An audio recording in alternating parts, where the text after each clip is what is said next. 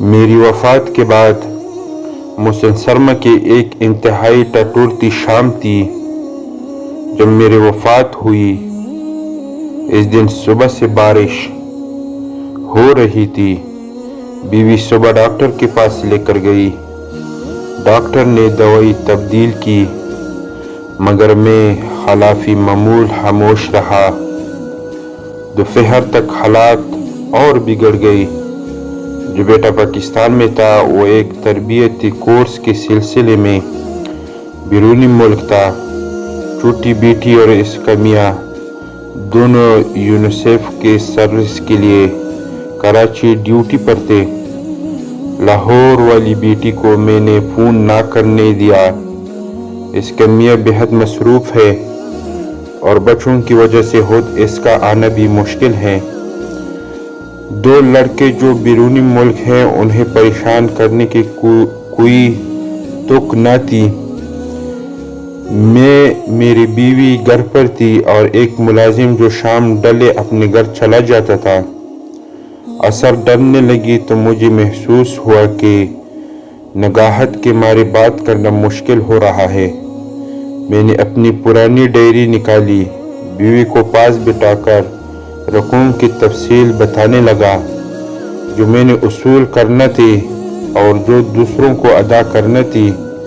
بیوی نے ہلکا سا احتجاج کیا، یہ تو آپ کی پرانی عادت ہے، ذرا بھی کچھ ہو تو ڈائری نکال کر بیٹھ جاتے ہیں۔ مگر اس کے احتجاج میں پہلے والا یقین نہیں تھا۔ پھر سورج غروب ہو گیا، تاریکی اور سردی دونوں بڑھنے لگی۔ بیوی میرے لیے سوپ بنانے کچن میں گئی۔ اس کی غیر حاضری میں نے چند اکڑی سانسیں لی اور میری زندگی کا سورج غروب ہو گیا۔ مجھے محسوس ہو رہا تھا کہ میں آہستہ آہستہ اپنے جسم سے باہر نکل رہا ہوں۔ پھر جیسے ہوا میں تیرنے لگا اور چھت کے قریب جا پہنچا۔ بیوی سوپ لے کر آئی تو میں دیکھ رہا تھا۔ ایک لمحے کے لیے اس پر سخت طاری ہوا اور پھر داڑیں مار کر رونے لگی۔ میں نے بولنے کی کوشش کی۔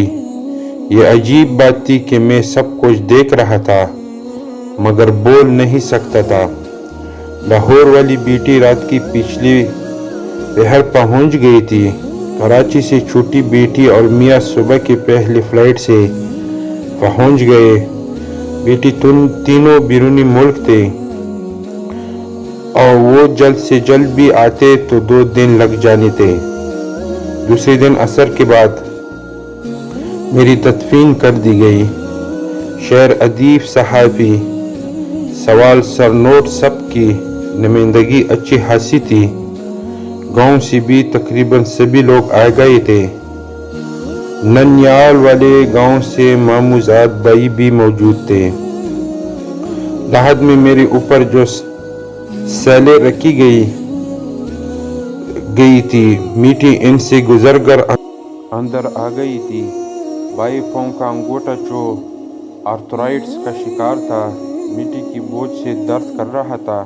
پھر ایک عجیب کیفیت طاری ہو گئی، شاید فرشتے آن پہنچے تھے۔